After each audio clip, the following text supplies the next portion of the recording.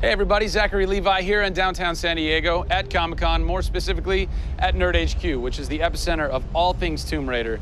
The anticipation is building as the team from Crystal Dynamics continues to say that this could be the game of their careers. Today we're going to dig a little bit deeper into the story with some of the key writers and designers who are brave enough to tackle the origin stories of Lara Croft.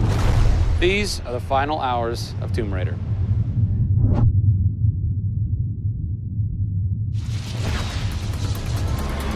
We're in downtown San Diego.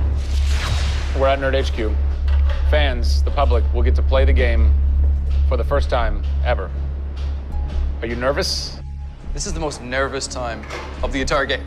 This is huge for us. This is the first time we're giving anybody the opportunity to put their hands on the game. It's not finished yet. It's hard to send it out into the world like that. It's a little young, it's a little fresh. When you put it in the public's hands, you're getting a very raw, unfiltered, like, hey, this is what we love and this is what we don't. You'll start to read about it now. You'll start to see it online. You'll start to get people's perspectives. We're making sure that we make it the best thing that we can for the fans, and these are the fans. Why make an origin story? You could just kind of continue with the Lara Croft Tomb Raider saga, but you didn't. Why? We didn't start with the idea of doing an origin story, actually. We started with the idea of doing something fresh. There haven't been very many games that have the opportunity to go back and tell the true origin story. There is very few games like this. In the history of the Tomb Raider franchise, there has not been a female lead writer until now, Rhianna Pratchett. For me, I didn't think of it like we needed a female writer to do that. Rhianna just nailed it. Rhianna Pratchett. Yep. Does it take a woman to know a woman? It probably helps, but I don't kind of think about it as much as everyone else does. So I tend to think of myself as being a writer first. There is some of me in her, absolutely. She's very bookish, she's very in her head. I went to public school, I actually learned archery. Camilla did as well, I heard. We bring up our ladies properly. And I genuinely studied Egyptology. I wanted to be an Egyptologist. No way. You know, I've always been a huge fan of kick-ass females. I mean, I grew up on Terminator and Aliens. Yeah. You know, fighting aliens in the future. I thought that was what girls did. It's great to be here at Comic-Con. This is my first time. People are really responding to this kind of new Lara. The fans have been great. They've been very supportive. I want to kind of live up to their expectations. I grew up going to fantasy and science fiction conventions. Now here I am looking at a Tomb Raider poster on the side of a building for a Tomb Raider game I have written. Can't quite process that, but it's very cool. Lara's actions affect her character and her emotional state, and so the first kill for us was a big thing.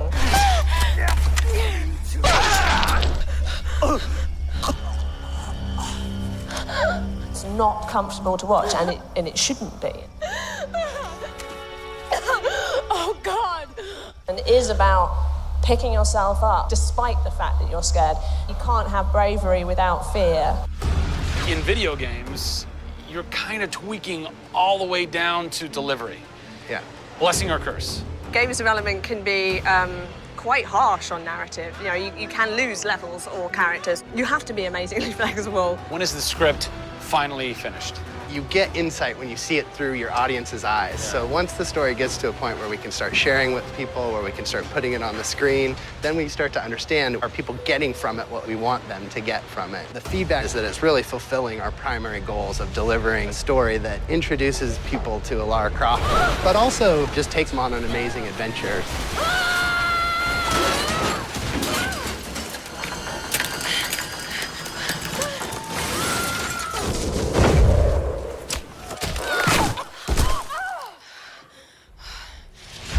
John Stafford, you're kind of the dialogue typist, word monkey. The words that you've been speaking for so long Yes. are from this everything man. that I've been through that's been extremely emotionally draining and painful, I have him to blame for. So we'll have words later about it. What were the challenges stepping into the heart and mind of a character like Lara Croft, who we've known for quite some time? Yes. Players' expectation is. You want to just jump right in, guns blazing? Controller, I'm awesome. I'm awesome. We want that. That's what video games basically allow gamers right? to feel. I am awesome. Challenge for me is to show her vulnerable. We're shipwrecked on an island inside the Dragon's Triangle. Still have a very playable game, but also show real emotional character. It's very difficult to do that in game. Please come and get me. You can do this, Lara. When you have really extreme circumstances, you have really extreme emotions. What the hell? It's all about her survival. She's basically willing to do whatever it takes. There's people trying to kill you. You know, things are really extreme. Listen, I'm gonna get you out of there. I promise. I promise. I didn't want any lines to sound gamey.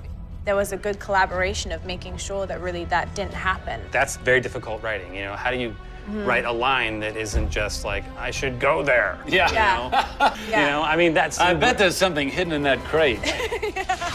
I want you to love this game in a way that really feels like the first time you played it, but do it in a way that people have never seen before. For me, it's crazy not to look at this as an opportunity to really start that dialogue. This is the game of our careers.